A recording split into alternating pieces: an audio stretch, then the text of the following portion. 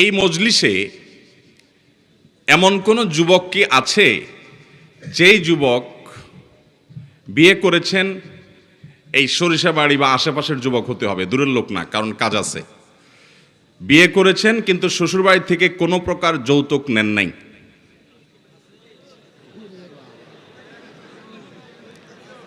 ওই সাদা হাতটা আগে উঠছে। হ্যাঁ হ্যাঁ, সাদা সাদা সাদা হাত।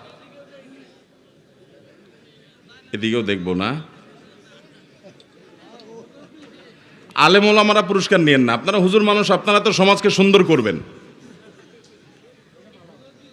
ওই যে সাদা ভাই, সাদা, হ্যাঁ আপনি বসেন ভাই, আপনি বসেন। ওই ভাইটা, হ্যাঁ উনি আগে দাঁড়াইছিল। ভাই আপনার বাড়ি কোথায়?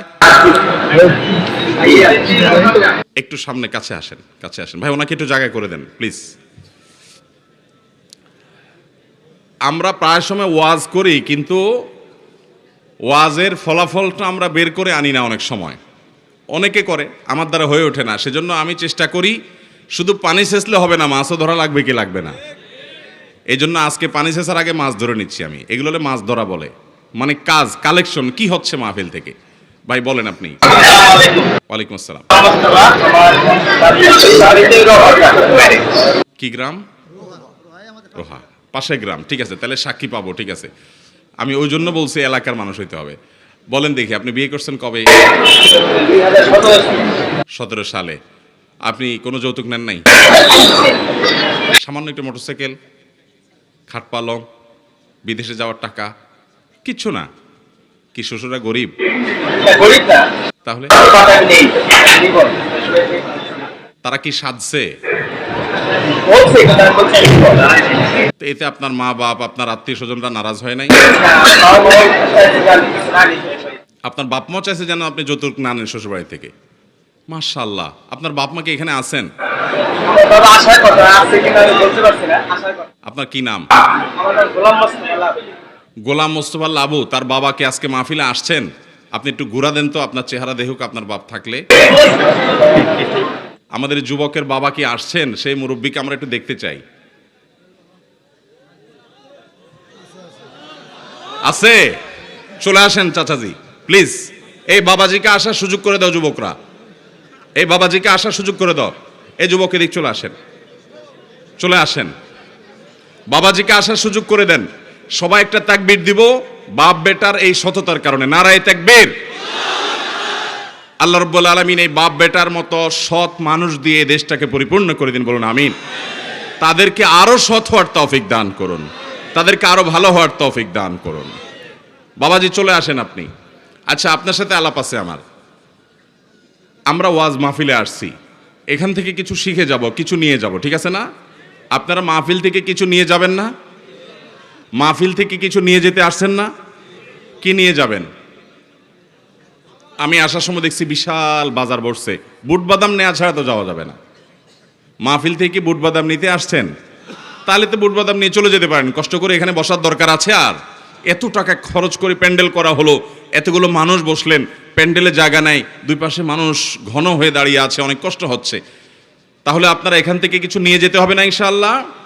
আমরা এখান থেকে আমাদের দুশ্চরিত্র, খারাপ গুণগুলো ছেড়ে যাওয়ার প্রতিজ্ঞা করে আল্লাহর সাথে কথা বলে তারপরে যাব ইনশাআল্লাহ।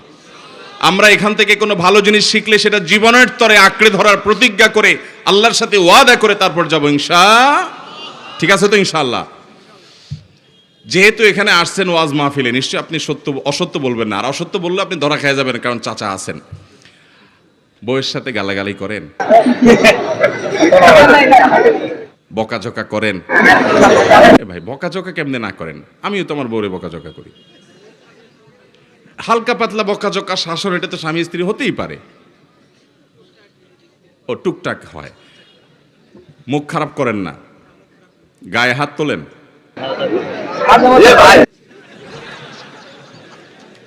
মানে সেটা কি স্বামী স্ত্রী সুলভ রসিকতা থেকে? আহামরি কিছু তো না। মানে এটার কারণে সম্পর্ক নষ্ট হয়ে যায়, উনি বাবার বাড়ি চলে যান, এরকম খারাপ কিছু হয়? কিন্তু সেটাও করবেন না। আমাদের নবী সাল্লাল্লাহু আলাইহি সাল্লাম কখনো কোনো স্ত্রীর গায়ে হাত তোলেন নাই।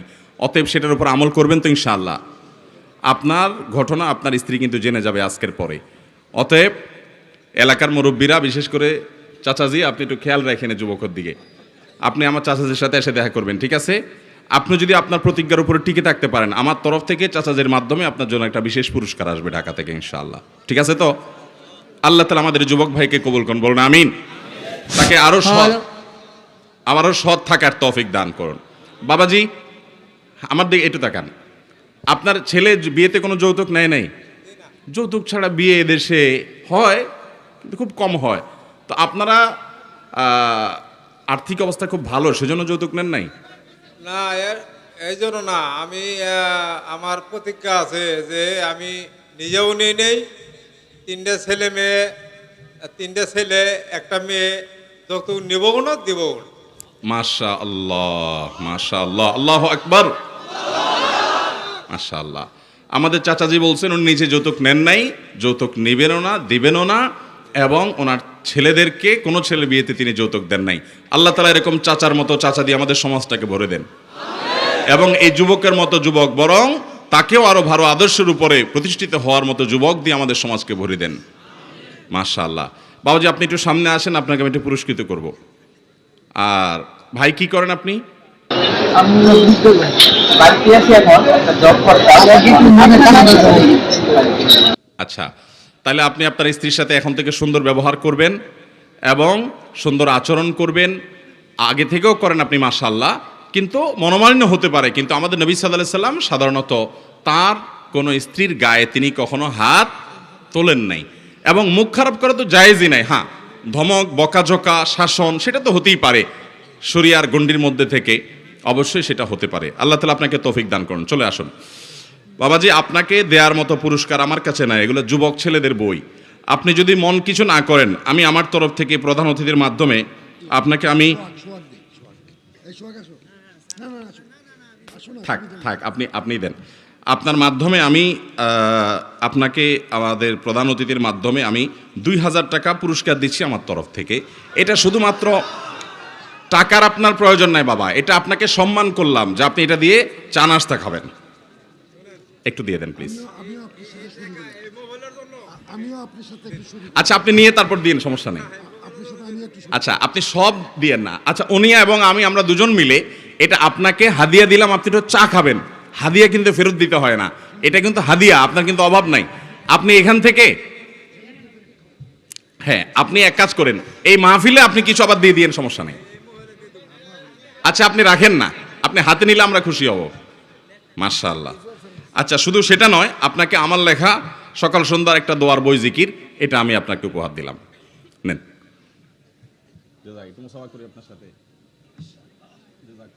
আল্লাহ আপনাকে কবুল করুন, আমরা দোয়া করলাম। আসেন যুবক, আসেন। জাযাকুমুল্লাহ খাইর। ওয়ালাইকুম আসসালাম। যুবক ভাই, আপনি পড়াশোনা কোথায় কদ্দূর করছেন? আচ্ছা মাশাআল্লাহ। আপনাকে আমি একটা বই দিচ্ছি। না, এই বই আপনাকে দেবো না, আমি আপনাকে আমার লেখা বই দিব। এটা একটা আপনার স্ত্রীর জন্য, একটা আপনার জন্য, দুইটা, ঠিক আছে? এবং এই বই নিয়মিত পড়বেন, ঠিক আছে ইনশাআল্লাহ। আল্লাহ তাআলা আপনাকে তৌফিক দান করুন। সেই সাথে আপনাকেও আমি চাচা জানকে দিলাম, আপনাকে আমি 1000 টাকা হাদিয়া দিতে চাই। টাকার আপনাদের প্রয়োজন নাই, আমি জানি। যারা যৌতুক নেয় নাই তারা অর্থলোভী না, কি বলেন? আর যারা যৌতুক খায় তারা অর্থলোভী। যৌতুক নেওয়া হালাল না হারাম? ঘুরায় ফিরায় খাইলে অনেকে ডাইরেক্ট খায় না, বলে যে হাওলাত দেন, হাওলাত আছে না নাই? এদের মতো ছোট লোক আল্লাহর জমিনে আর হতে।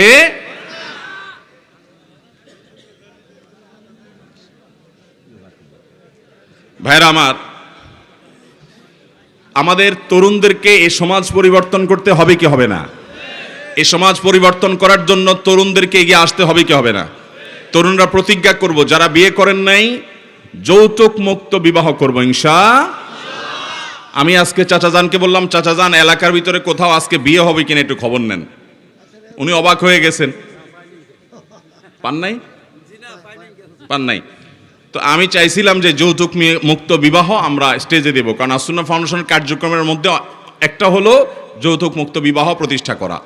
যুবক ভাইয়েরা একটা কথা ভালো করে শুনে রাখেন, একজন মেয়ে জন্মের পর, বরং জন্মের আগে থেকে তার মা তাকে 10 মাস গর্ভে ধারণ করেন, এরপর কষ্ট করে ভূমিষ্ঠ করেন, এরপরে এই বাচ্চা মেয়েটাকে বিয়ের উপযুক্ত হওয়া পর্যন্ত শত শত হাজার হাজার লক্ষ লক্ষ টাকা খরচ করে তাকে ভরণ পোষণ দিয়ে, চিকিৎসা দিয়ে, শিক্ষা দিয়ে সার্বিকভাবে তাকে একজন পূর্ণাঙ্গ মানুষে পরিণত করেন। একজন পূর্ণাঙ্গ মানুষ তৈরি হওয়ার পর এই ভদ্র মহিলা, আপনি যে বিয়ে শাদী করে তাকে গাড়িতে উঠায় বাড়িতে নিয়ে আসতেছেন, একটা আস্ত মানুষ তাকে এ পর্যন্ত তৈরি করতে তার বাপমার লক্ষ লক্ষ টাকা, রাতকে রাত ঘুম, বহু পরিশ্রম, বহু মেধা ব্যয় করতে হয়েছে না হয় নাই? এত কিছু ব্যয় করার পর একটা মানুষ যখন পূর্ণাঙ্গ প্রস্তুত হয়ে গেল, পড়ালেখা করাইছে তার বাপমা, এখন সে এসে তার শিক্ষা দিয়ে আলোকিত করছে আপনার সংসার, ঠিক না বেঠিক? তাহলে এই ভদ্র মহিলাকে প্রস্তুত করবার জন্য বিয়ের সময় বরং উচিত আপনার শ্বশুর মহাশয়কে বলা যে শ্বশুর বাবাজি, আপনার এই মেয়েকে এই পর্যন্ত বড় করে আনতে কত টাকা খরচ করতে হয়েছে, আমার উচিত তো সবগুলো ক্যালকুলেশন করে বের করে আপনাকে দেওয়া, কিন্তু আমি গরিব মানুষ, এত দিতে পারবো না। অন্তত আপনাকে স্যালিউট জানাই, সালাম জানাই, শ্রদ্ধা জানাই যে আপনার মেয়েকে শিক্ষিত করেছেন আপনি, আর তার উপকার ভোগ করছি আমি। সুস্থ সবল করে তাকে এ পর্যন্ত বেঁচে থাকার জন্য আল্লাহর অনুমতিতে আপনি সব কিছু করেছেন, আর তার সুবিধাটা আমি ভোগ করছি। সেজন্য শ্বশুরের প্রতি কৃতজ্ঞতা আদায় করা উচিত কি উচিত না? সেই জায়গায় কৃতজ্ঞতা আদায় করা তো দূরের কথা, উল্টা বরং শ্বশুরের কাছে খাট পালং চাওয়া, এর চাইতে বড় ছোট লোকই, এর চাইতে বড় ডাকাতি, এর চাইতে বড় অন্যায়, এর চাইতে বড় জুলুম, এর চাইতে বড় অবিচার আল্লাহর জমিনে আরেকটা হতে। আমাদের দেশে যৌতুকের যে রকম ফের, আমি প্রায় বলি কোন ছিনতাইকারী, কোন ডাকাত, কোন চোরও এত আইটেমের চুরি করতে পারে না। একটা ডিম চোর ডিম চুরি করে, গরু চোর গরু চুরি করে, টিন চোর টিন চুরি করে, গম চোর গম চুরি করে, ত্রাণ চোর ত্রাণ চুরি করে। কিন্তু যারা যৌতুক খায় এরা বিয়ের সময় নগদ টাকা নেয়, খাট পালং নেয়, মোটরসাইকেল নেয়, টেলিভিশন নেয়, ফ্রিজ নেয়, বিদেশে যাওয়ার ভিসা নেয়, ভিসা নেওয়ার টাকা নেয়, ফলের সিজনে ফল নেয়, আবার রমজান মাস আসলে ইফতারি নেয়, কোরবানি আসলে গরু ছাগল নেয়, গরু ছাগলের মাথা নেয়, রান নেয়, গোশত নেয়, তারপরে শীতের সময় পিঠা নেয়। আছে না নাই? আরে ভাই, চাঁদাবাজও তো দুনিয়াতে এরকম দেখবেন না যে চাঁদাবাজি করার সময় বলে যে আমার শুধু টাকা দিলে হবে না, আমাকে আমের সিজনে আম কাঁঠাল পাঠাইতে হবে, শীতের সিজনে আমার পিঠা পাঠাইতে হবে। এরকম কোনো চাঁদাবাজ পাইছেন আপনারা আজ পর্যন্ত? এই চাঁদাবাজকে ফেল করাই ফেলছে যৌতুকখোররা, ঠিক না বে ঠিক? যে সমস্ত যুবকরা যৌতুক মুক্ত বিবাহ করবেন নিয়ত করেছেন, হাত তোলেন। আল্লাহ রাব্বুল আলামিন আমাদের যুবককে যৌতুক মুক্ত বিবাহ করার তৌফিক দান করুন। সবাই চেষ্টা করবো তো ইনশাআল্লাহ? হাত নামান, জাযাকুমুল্লাহ খায়ের। কি বিবাহিতরাও হাত তুলছে নাকি? অসুবিধা না, বিবাহিতদের তো আরো অপশন আছে তো। হাত নামান। মাশাআল্লাহ মাশাআল্লাহ। তাহলে সবাই প্রতিজ্ঞা করবো তো ইনশাআল্লাহ? কিন্তু শুধু এই কথা বললে হবে না, আজকাল মেয়ের বাবারাও জুলুম করে। মেয়ের বাবারাও অনেক ক্ষেত্রে মেয়ের বিয়েতে লক্ষ লক্ষ টাকা অযৌক্তিক মোহর দাবি করা, এটাও এক প্রকারের জুলুম। ছেলে যাকে আপনি চয়েস করেছেন মেয়ের জন্য, আপনি নিজে জানেন তার বেতন 20-25 হাজার টাকা, তাহলে তার কাছ থেকে 30 লাখ টাকা মোহর দাবি করা, এটা অযৌক্তিক, অন্যায্য, অন্যায়, গ্রহণযোগ্য হতে পারে। যারা মেয়ের বাবা আছেন ভালো করে শুনে রাখেন, নবী আলাইহিস সালামের হাদিসের ভাষ্য শুনেন, ইন্না আযমান নিকাহি বারাকাতান আইসারুহা মাউনা, সবচেয়ে বরকতময় বিবাহ হলো সেই বিবাহ যেই বিবাহে মোহরের পরিমাণ থাকে সহনীয় পর্যায়ের মোহর থাকে। আল্লাহ কাউকে অনেক অ্যাবিলিটি দিয়েছেন, তিনি তার স্ত্রীকে কোটি কোটি টাকা মোহরও দিতে পারেন, তার যদি সেরকম অ্যাবিলিটি থাকে। কিন্তু মেয়ের বাবারা লক্ষ্য রাখবেন, আপনার মেয়ের বিয়েটা বরকতময় হবে, কল্যাণময় হবে, সাস্টেইন করবে, সুখী হবে, সব দিক থেকে টিকে থাকবে, ভালো হবে। যদি সেই বিয়েতে খরচের পরিমাণ কম থাকে, অত্যুক্তি বা অতিরিক্ত খরচ অপচয় যদি আপনি না করেন, সেখানে আল্লাহ তাআলা বরকত দান করবেন। অন্য হাদিসে আসছে, নি'মাস সিদাকে আইসারুহা, সবচেয়ে উত্তম মোহর হলো যে মোহর আদায় করা সহজ হয়, সহনীয় পর্যায়ের। আমি প্রায় বলার চেষ্টা করি, আমাদের বাপ চাচার বয়সী মুরব্বীরা এখানে যারা আছেন, অনেক মুরব্বীরা এখানে চেয়ারে বসা আছেন, বয়স্ক মানুষেরা, খবর নিয়ে দেখেন ওনাদের বিয়ের মোহর ছিল 50 টাকা, 100 টাকা, 150 টাকা, 200 টাকা, ঠিক না বেঠিক? আপনি বলবেন তখনকার 100 টাকা এখনকার 1 লাখ, ওকে সেটাই মানলাম, 1 লাখ হইল।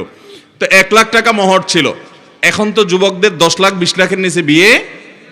তাহলে 1 লাখ টাকা বা তখনকার 100 টাকার বিয়ে আজ পর্যন্ত মুরব্বীদের টিকছে না? টিকে নাই। শুধু টিকছে না, তাদের ভালোবাসা চাচিদের সাথে যুবক তোমাদের ভালোবাসার চাইতে অনেক শক্ত। আমাদের যুবকরা এখন ভালোবাসা, তাদের স্বামী স্ত্রীর দাম্পত্য সম্পর্কগুলো এত ঠুনকো হয়ে গেছে যে বিয়ে হইতে দেরি, ভাঙতে ঠিক না বেঠিক, চায় না মালও আরো বেশি লাস্টিং করে। অথচ মুরব্বীদের ভালোবাসা অনেক শক্ত। তাহলে বোঝা গেল মোহর এক গাদা হলেই সংসার সুখের হয়। অতএব মেয়ের বাবারা ছেলেদের প্রতি অন্যায্য মোহর দাবি করবেন। আল্লাহ তাআলা আমাদেরকে সব ক্ষেত্রে আল্লাহর বিধিবিধানকে মেনে চলার তৌফিক দান করুন।